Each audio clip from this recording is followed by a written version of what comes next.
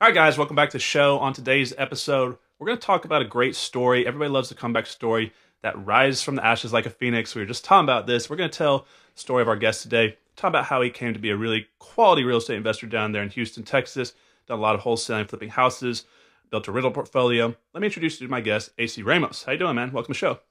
Hey, how y'all doing, guys? How you doing, Connor? Yeah, so tell us, so you got back in, what was it, 99 you hopped into the business? Or let's talk about a little bit how you kind of, what you dealt with and how you kind of jumped into real estate. Okay, well, yeah. So I got into real estate in 1999, but backtracking from that, I was actually 21 in 1990. Well, yeah, 22 in 1999. So I was 21, 22 right when I got into real estate. But leading up into that point, I was 21 coming out of prison for the second time. I had actually, I was always Right. a businessman. I was just in the wrong business, is what I like to say. You know what I mean? Because Right. I didn't party with drugs and stuff like that, but I was a businessman just selling business. You know what I Right. mean? And I had a house that I rented from a friend of mine, or that I used that was a friend of mine's, and we had a deal worked out and everything. And so we used this house to run the business out of and everything. So when I went away and when I came back, I went to visit him, and he was like, "Man, the house is in foreclosure. My car got repoed. My girlfriend left me. Our friends don't talk to us anymore. The same old story. When the times are good, everybody's there. When times are bad, everybody's gone. Right. Times were Right. bad. Everything was gone. And so I just happened to visit him when there was the big name home buyer with a ugly little person showed Right. up to look at his house, and they did the whole inspection. They walked to the house, and I'm with him in the front yard, and and the guy comes up to him with a clipboard and everything. And I didn't know a lot, but I studied a little bit of real estate while I was in jail. So I knew a little bit because I knew I wanted to get into that. So I kind of estimated the value to be about 75,000 of the neighborhood, or that house in the neighborhood. And the guy came out offering him $27,000. And he's like, "Look, I can give you $27,000 cash. We'll pay closing costs, everything." And he was like, "Well," he's like, "Man," he's like, "I owe 28." He's like, "Give me 28 and it's yours." And the guy was like, "Oh, I can't do that." He's like, "You have to come with the other $1,000." And he wouldn't give me and I told him anyway. I was like, "Dude, don't take it. Don't take it." I said, "I don't know how, but I'm going to figure out, and I'll get you more than that." Right. So I actually went and talked to my aunt, who ended up being my first partner, private lender type person. I didn't even know what private lenders or anything was at that point.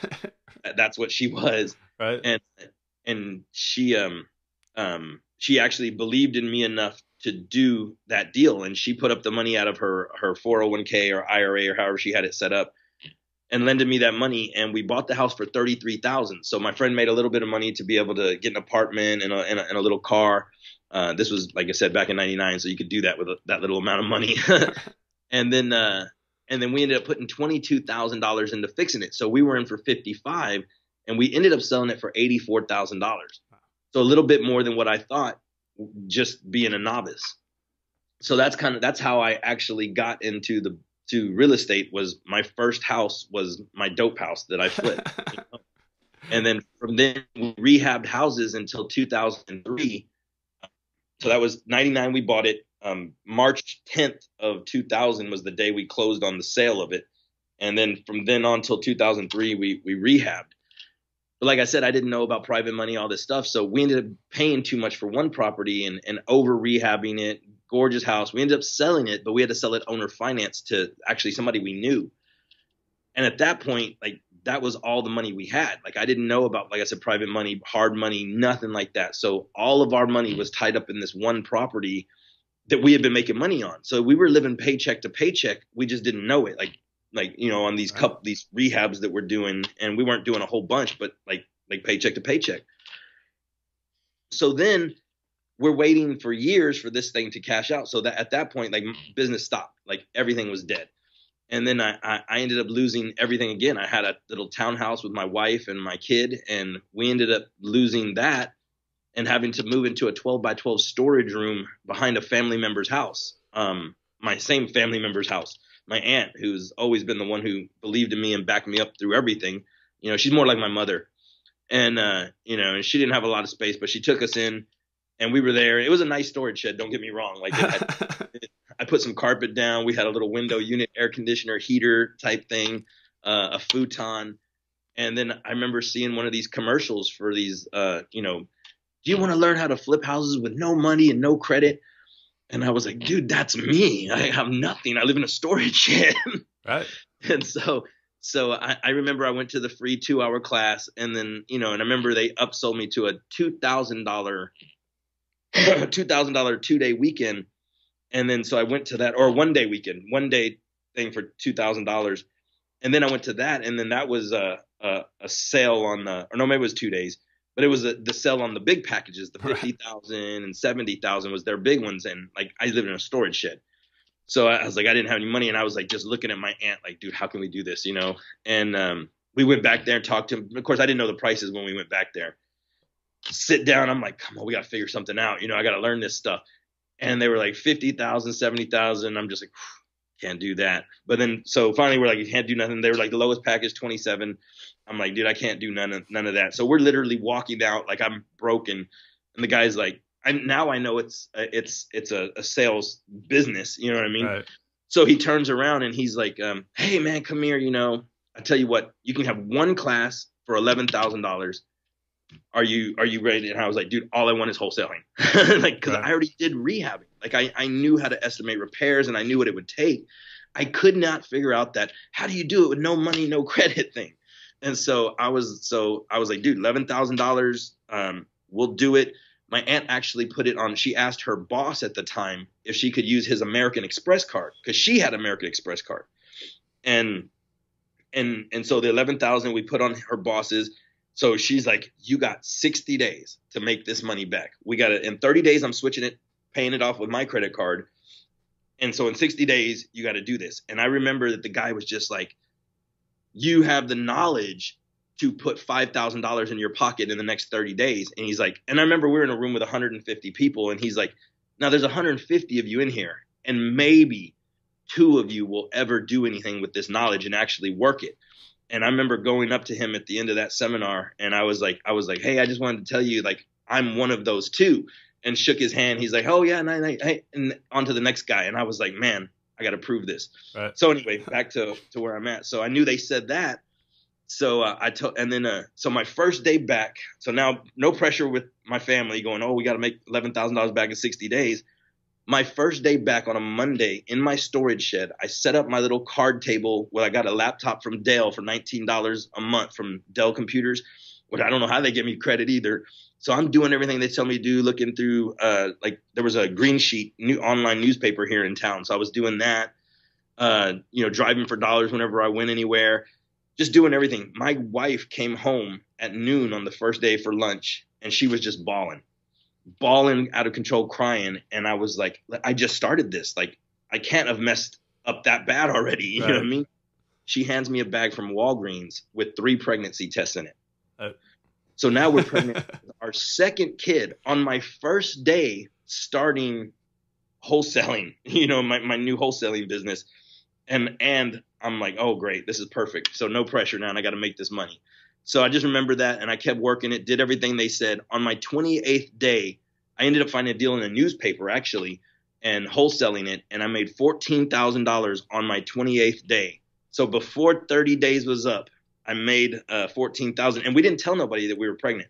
So out of that $14,000, I paid back the $11,000 I borrowed, and $1,500 went to move into this crappy apartment that I thought was a castle at the time, and $1,500 went into marketing, and I just kept, and then from that point I ended up hitting another deal a few weeks later for $6,000, another one for $8,000, $4,000, ended up making $169,000 wholesaling that first year, and that was what changed everything for me, because I knew the rehabbing side of it, but I couldn't figure out this other piece of it.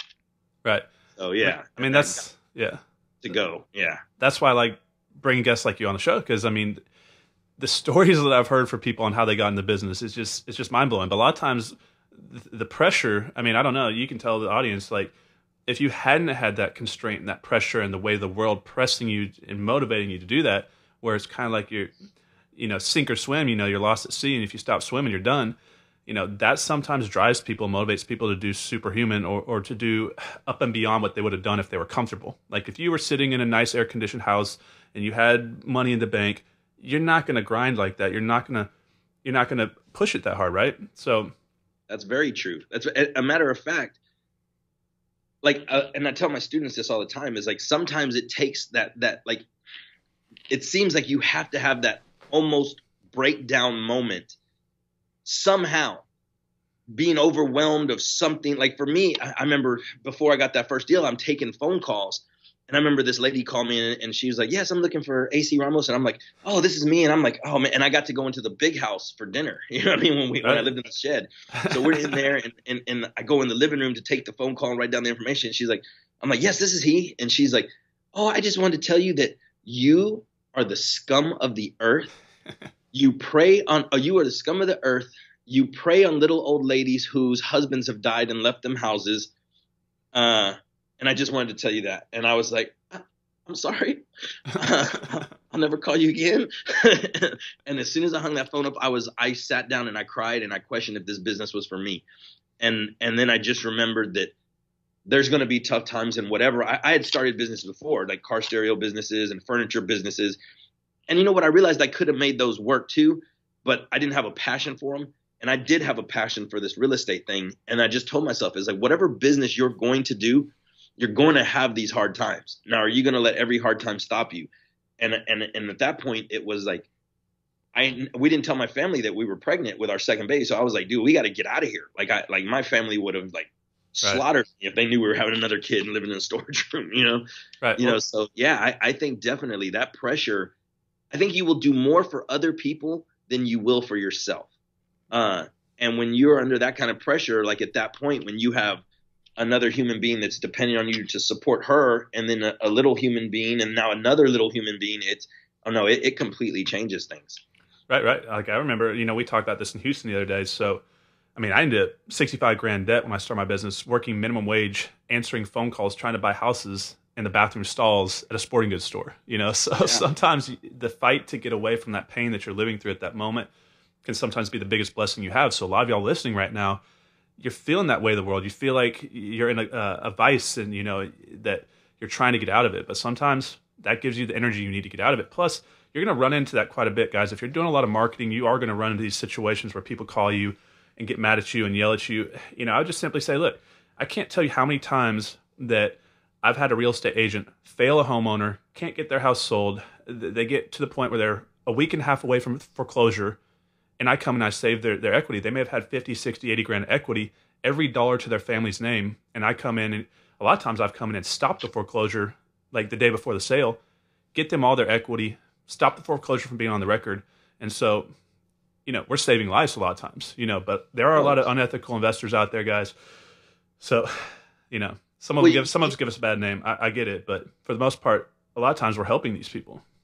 Oh, that's very true. There's bad real estate agents. You know what I mean? Right. I've seen a lot of bad real estate agents too. But like I said, like I tell people all the time though that, oh, you're a vulture. Now I can handle that call completely different now. Like somebody calls me like that and I would be more like, look, I totally understand your point of view, but I don't think you understand that we're not here helping people like you that like obviously you have a house that's probably in good shape. If you needed to, you could put repairs into it. You're in an okay situation. Some people are on the verge of losing their property completely, and we come in and we will buy it for whatever the value it is at that point, and then build the rest of the value into it. And I've had people cry and thank me at closings. And I said, so, and then I've had people turn around and go, oh, well, I didn't understand what you did. And then they can refer somebody. Right. And I totally would handle it different now. But yeah, it's in the beginning that call can break you though. And I understand how students receiving those calls or a newbie receiving that call, that could be the call that puts you out of business right there. Right. No, I get it. I get it completely. A lot of people listening right now can sympathize. So I appreciate you telling your story. So what happened after that? So you made this big comeback. You weren't sure you're going to make it. Now all of a sudden you're making a bunch of money. You went on to grow a business. You got into partnership. What was the next step? How did you kind of go from there? I ended up just wholesaling for myself for years. I was very kind of like a recluse, actually. I didn't go out. I didn't meet people. I built a big email list to sell deals. Right. In my business, Cityscape Investments, I was doing marketing. So I would do my marketing, have calls come in, and I would have a virtual. The first thing I did was put a virtual answering service in place, Pat Live. Yep. Had them answering calls, then I had, and then and then I would go through go through the leads and then decide who I was going to call and put them in a CRM. At the time I was using the CRM called FreedomSoft. Yep. And then I eventually got a virtual assistant to start inputting those leads into FreedomSoft for me, to where I could go to like a Starbucks or Cafe Express, wherever had internet, for about an hour and a half a day. And I had it set where she would go through all the leads, call them back, pre-qualify them. And I would have about 10, 15 leads a day that I had to do in that hour and a half, where I had to analyze them, come up with my offer. And I would either email and then call the hot ones. So, and I did that. I ran my business like that for about 2 years, 3 years. And then I met this person that wanted to come in and start doing the sales for me, like where she wanted to do the sales. And this whole time I would blast out through my email to sell them. And I would have very little contact with the sellers when I bought these deals under contract. This is like, 2004, 2005, 2006, and 2007. So I was very virtual about everything, even though everything I did was in Houston. I would do a lot of my negotiations over the phone. I would have, the contracts done through emails. A lot of times I never even met my sellers until closing, if I met them at all. So I just didn't meet people. And then this one girl wanted to kind of partner with me, and she's like, "Oh, I'll do your sales, and then we can grow and build a team." And I was like, "Man, I don't know if I'm ready for that." And I went to Atlanta I was married at the time to my first wife, and we went to Atlanta to visit my in-laws.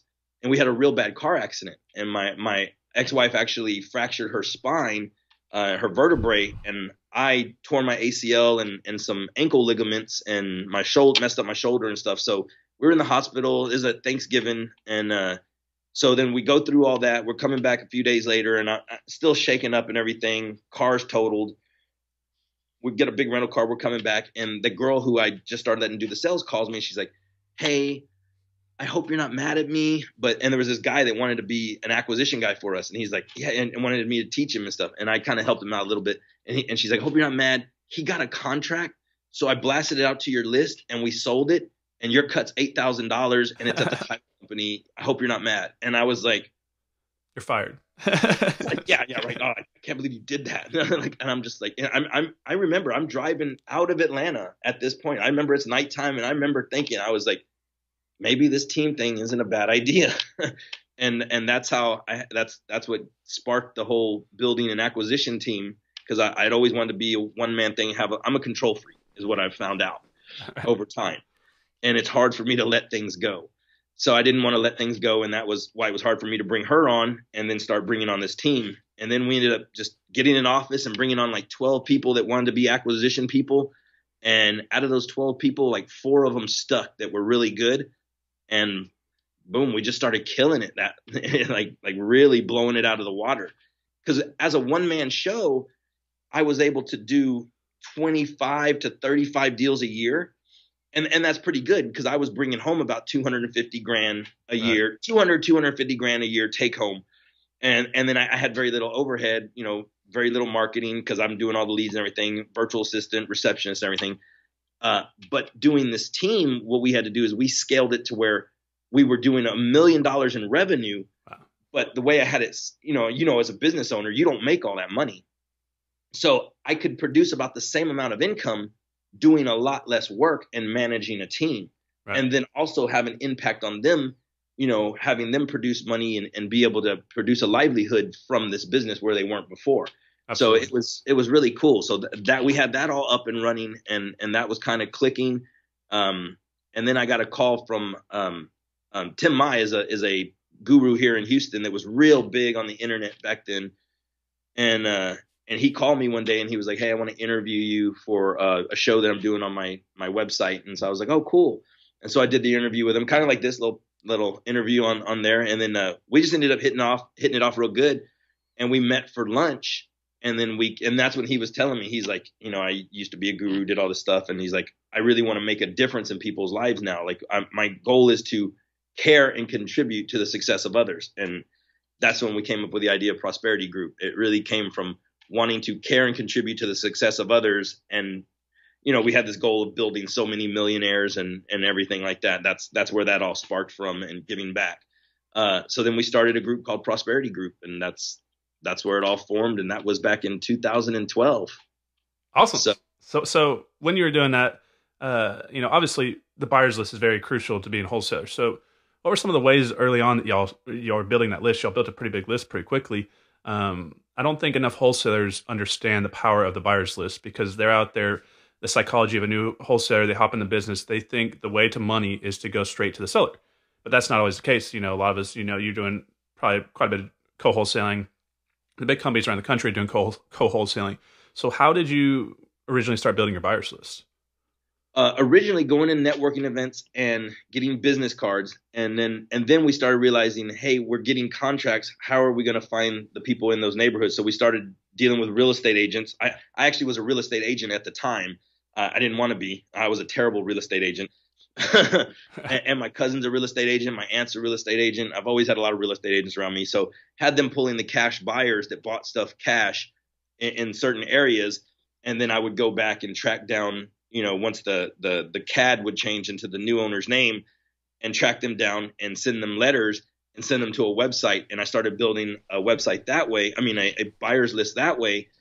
So networking, then searching the cash buyers in the areas through agents and sending them mail and having them go to a website.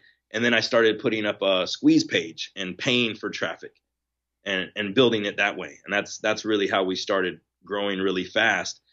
And it's funny because you said you think a buyer's list is key. And right. When I started this business and the wholesaling business, especially, and started building the list was in 2004, 2005.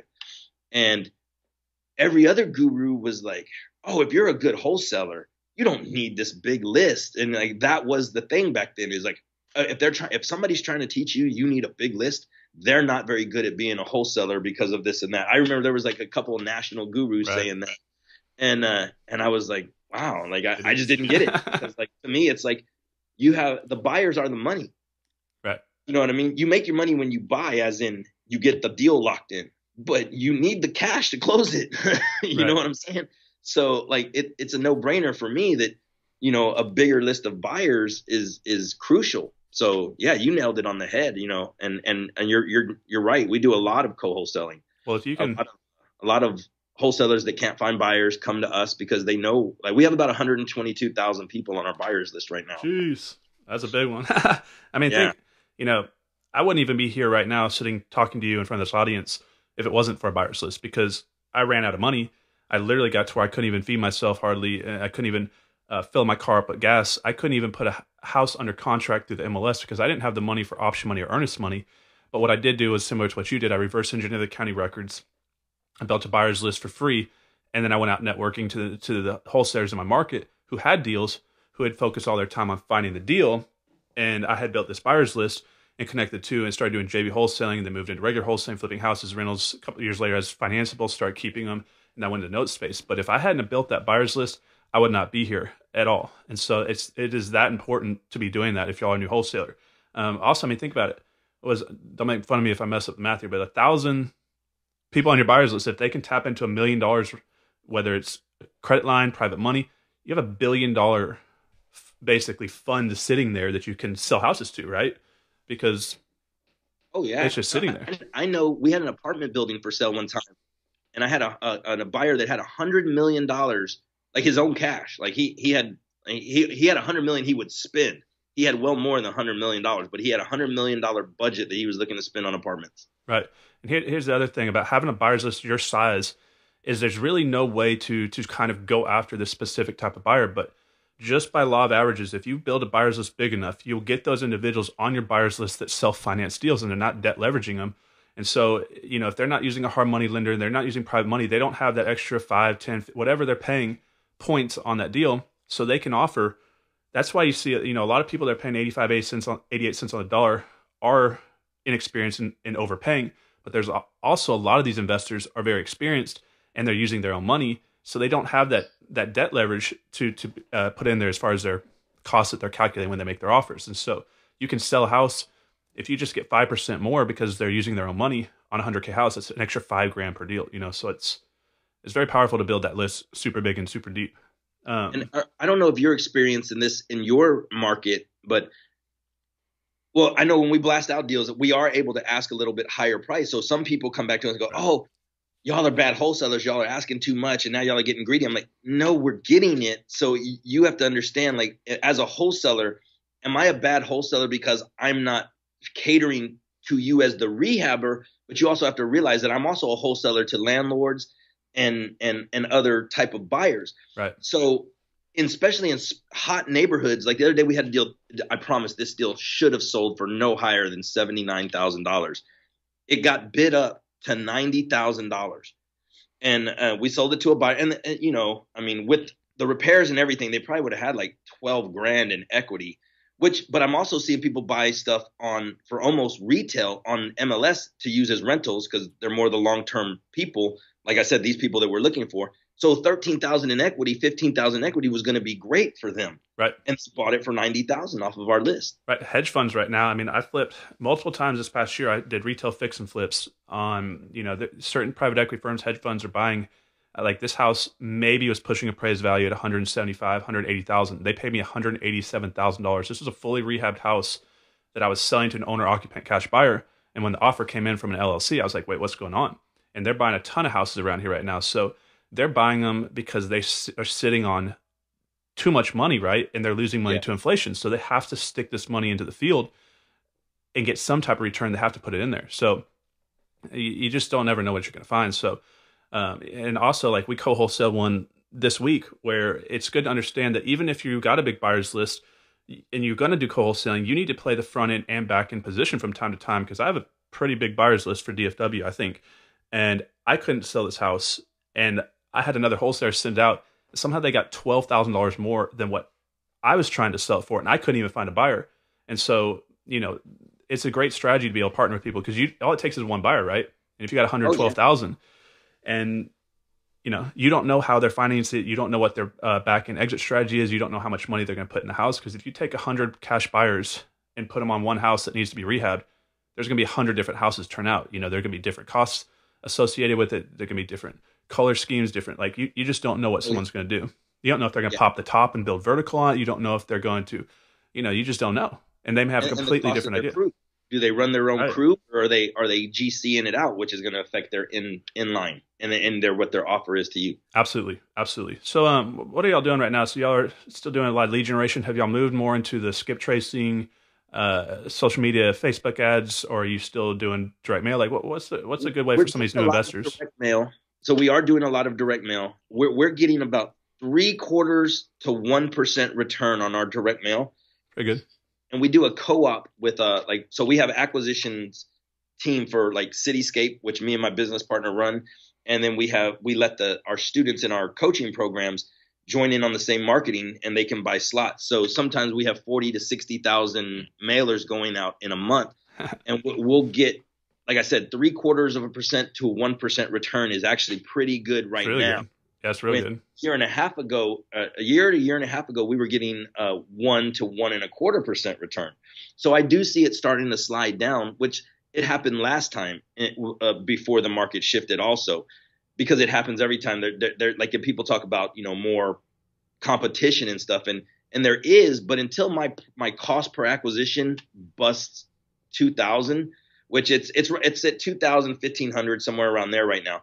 Until it hits like 2,500, 3,000, I'm not really too concerned because our average return is 10 or 12 on the sell side.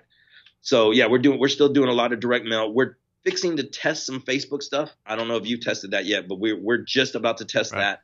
And we're in the middle of trying some skip tracing stuff right now. I don't know how good our systems are.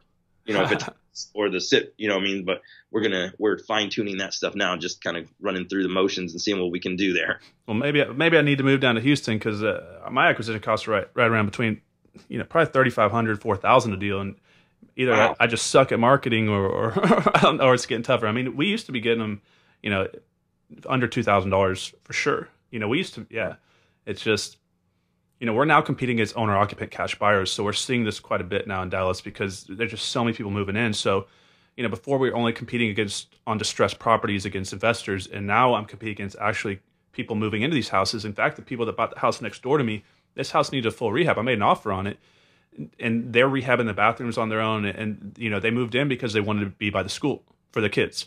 And so now you're seeing owner occupant cash buyers paying 90 cents on the dollar or more with the mindset that they're going to fix it up over time as they live in it. But their buying decisions not so much based on the quality of the house, but is it by their job? Is it by their, is it by hospital or highway system or school system that they want to be in? And that's more of a decision-making that's more in their decision-making process than it is how nice is the house, because as long as it's got good curb appeal and it's a nice house on the outside, they can turn it to whatever they want on the inside. And so that's what I see, and I think a lot of people are dealing with as far as right now in DFW. I do think we're seeing that here, because I think a lot of people are seeing these HGTV do-it-yourself shows also, and they're like, okay, I could buy a fixer-upper house and get the area I want for a price that I can't afford the retail. I'll buy it low here or lower, and where I can fit in the neighborhood and fix it up as I go. Yeah, some of those people are beating us on stuff. Right. I think where we do have an edge is we have such a large area, because it goes toward Galveston.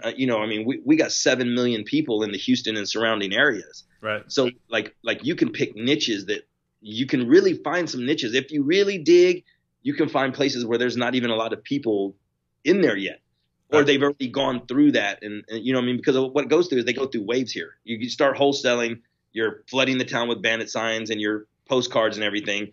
And then you move into to rehabbing, and then you're just buying from wholesalers most of the time, because the wholesaling is work. Right. So then, you have these ways where maybe somebody had this niche and then they moved on and now it's empty, and you got to find them because they're all over town. Right. Y'all have a huge market, because I'll get my buddy Eddie Hovis down there with Hovis Development a shout out, because, we were at that event down there, the real acquisition event with Ross Alex. And I was supposed to go to his office at 12, and I was checking out.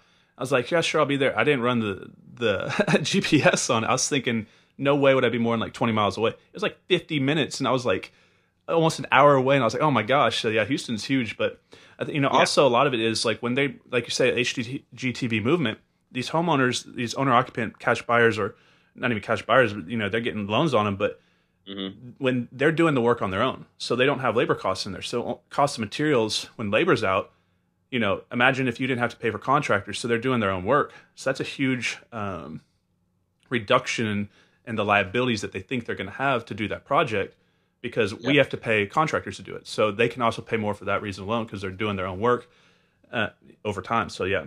And plus, I bet that their inexperience of not knowing what it's going to cost to repair. Right. Like, I could probably make this good for 20 grand, and they don't realize that it's really going to be 30 grand just in materials. And yeah, you're doing it yourself, but the time you're saving, the money you're saving, you're going to pay in time. So it takes you 4 years to get your house where you want it to be, and you overpaid in the beginning. That, you know what I mean? Right. So well, also they takes that straight out. Also, they never. Most of the time, they don't do much. They may change the floors out, and they have this thought process. They convince themselves that that's their plan, and then they get in the house, and life catches up. They got to go work, take kids to school, and then they never really do anything. They just got the house now, and so they actually never go put the money in, because, like you're saying, then they realize how much it's actually going to be, because they way underestimate it. So, what are some good lists that you would tell some of these young investors around the country to kind of target? What do you think? What do you think is a good cost or a good return on investment for them? We're actually having good return on in Houston. We like I said, it is so big. We have an area between 288 and 610, and maybe you can find an area like in your town, like this is the up and coming area. Like, find something that's moving into that area of town that's bringing the value up. Like here in town, like we have a medical district that's really growing. And this area was very low end. Like literally, I was wholesaling houses in this one area. It's called Sunnyside here in Houston. But you can find these areas all over town. I mean, in any city or town. We were wholesaling them for like $6 grand, $8 grand. And then people would fix them up, and they'd be all into them for 30 grand, 20 grand, and rent them out for $500, $600, $700. Now they are valued at 100 to 110. And this has all happened in the past 4 years. Right. And so that's a big area that's been coming up because that medical district is growing. There's also I heard that not Google, some Amazon or somebody or some big company or Apple is going to put some kind of campus out there, or maybe some oil company on 288. So like whenever you see something big like that coming in, like a big campus for an oil company or some kind of tech industry business, and they're building a campus and they're going to need homes around that area, that kind of stuff. Right. You can kind of pre-tell where the wave is going to be. So that's kind of what I started doing a year and a half ago over in Sunnyside, and been building rentals up over there where I can be all in for 60 or 65 now, and they're worth 110, and they bring in about $900 to $1,100 a month in rent. Right. So, guys, if you have the ability to understand your market and really know your area, where these areas are gentrifying and these areas of gentrification, one of my mentors, Jim Ingersoll, and y'all may know Daniel Clayman from Rehab Evaluator. They're up there in the VA market, and they just killed it, right? Because they understood these areas are turning over. In fact, you can go ahead and buy these lots for like nothing, and sometime in the future, if you hold on to it long enough, I mean, to carry these, the taxes on them could be less than, like, basically nothing, right?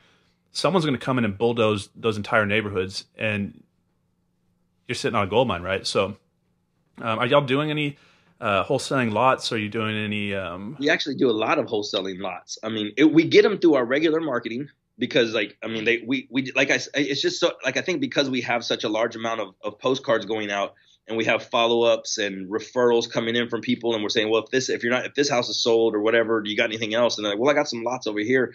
We do come across a lot of lots, and like anything, like literally, we picked up one for like $800 the other day and sold it for like $2,500. We picked up one for $2,200 and sold it for $8,700.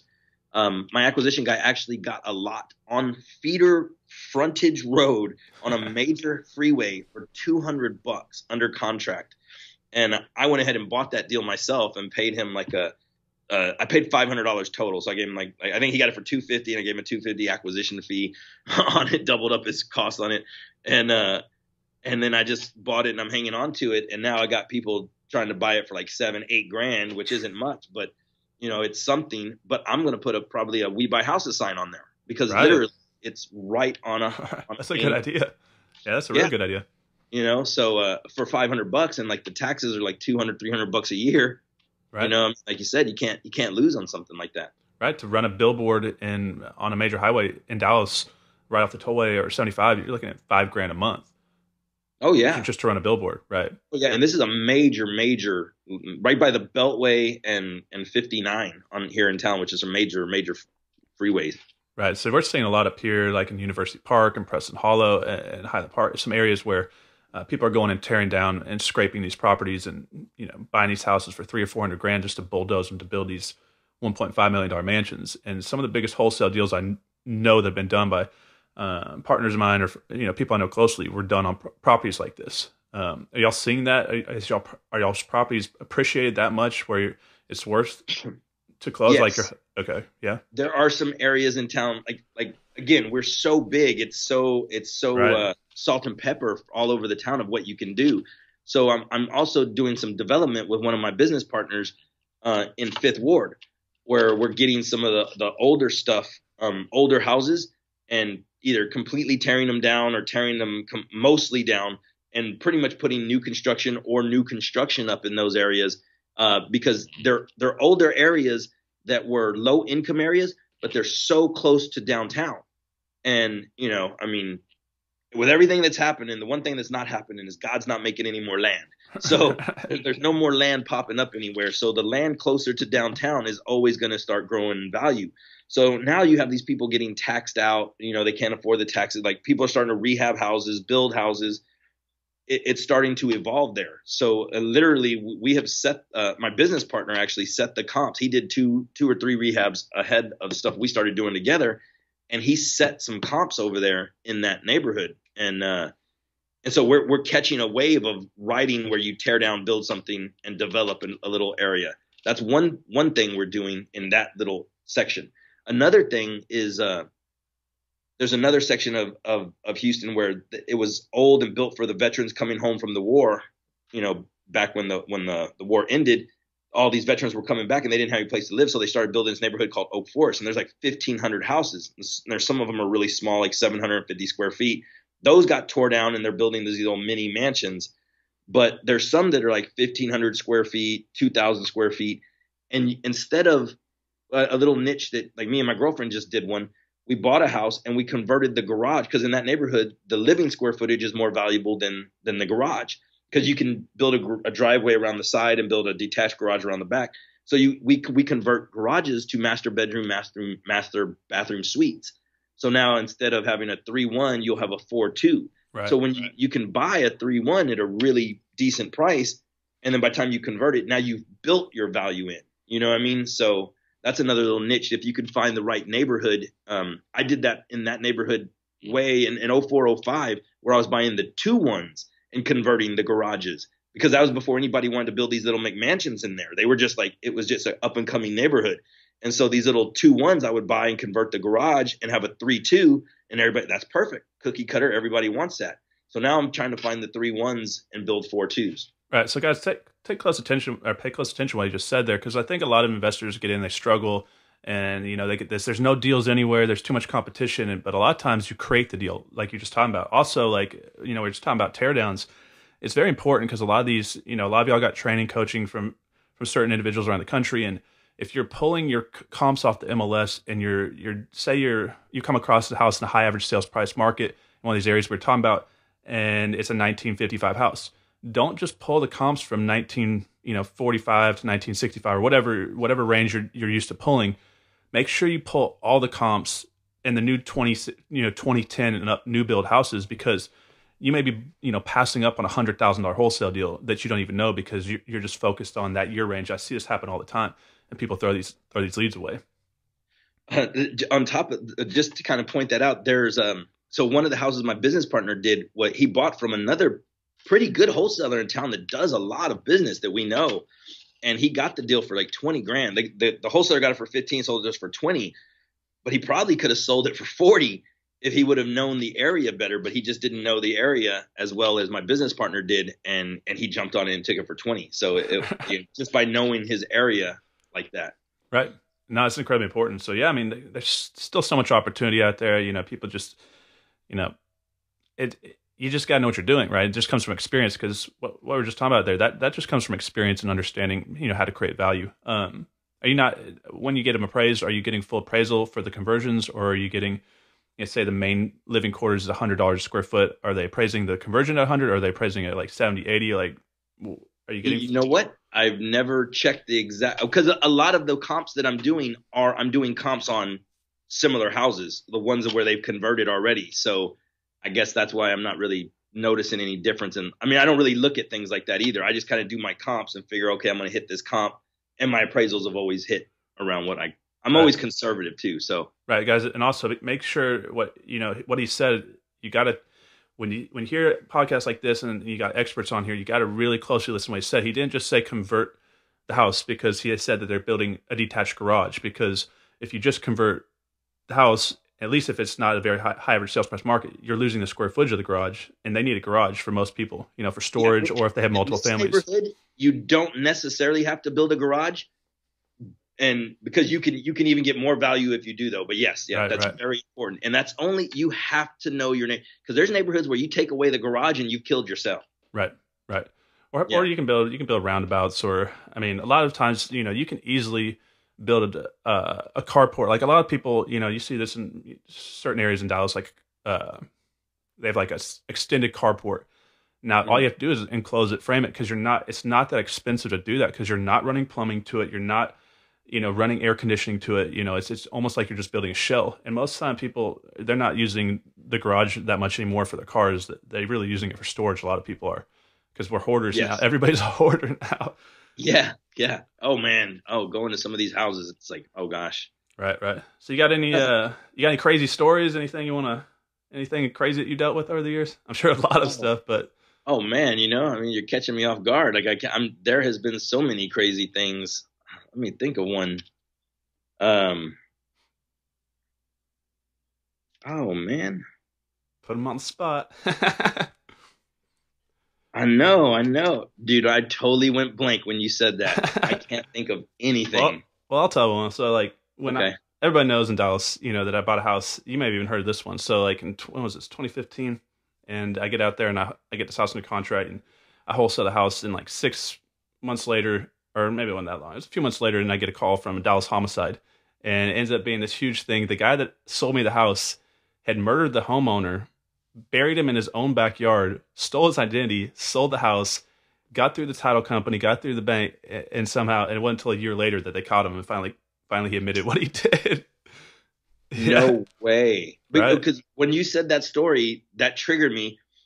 I did a house in Dallas one time. They signed up on my website. So I got the contract through my website. I sold it through my buyer's list. And the FBI called me like about 6 weeks after I closed. And the guy had sold the house 121 times in 1 year. Oh my gosh. Yeah. And man, you Dallas people, man. Hey, we're sketchy up here.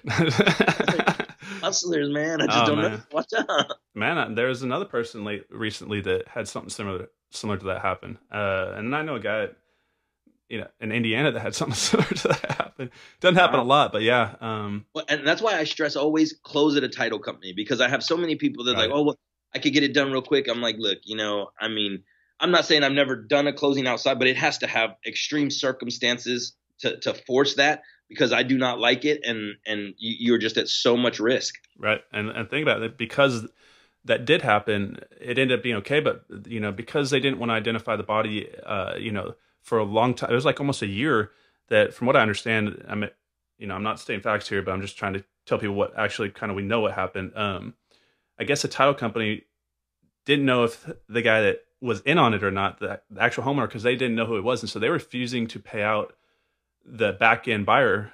So for a year or so, he had this huge hard money loan cranking on it, not being able to get title insurance. And finally, once they caught the guy, and from what I understand, they caught him, and he tried to say it was self-defense and that they got in a fight, but yeah, not after you bury him and sell his house. You should. I think the detective, from what I understand, I was told that he was like, we know that's not true, because they found the guy and his hands were tied behind his back, and so he was like, I don't know how it could be self-defense, but so finally he admitted it, and then they finally paid him out, because technically title transferred and it wasn't the legal seller. So you have to get title insurance, guys. You're just playing with nuclear bomb if you're not. Oh yeah, no. If my buyer wouldn't have had a title insurance, he totally would have been screwed in that deal. Right. Well, man, we're coming to the end here. I mean, you have an amazing story, built an amazing business. How do people get a hold of you? And you do coaching, you have seminars that come on. So, guys, if you want to learn from a top wholesaler, especially in the Houston market, it's a tough market. Go ahead and give me your information. We'll also put it below the video, and so people can reach out to you. Yeah, please. You can check me out on Instagram. I mean, I'm always on there. AC_Ramos_. So AC Ramos. ProsperityGroup.com is our website, and support@ProsperityGroup.com is the best way to reach out to us.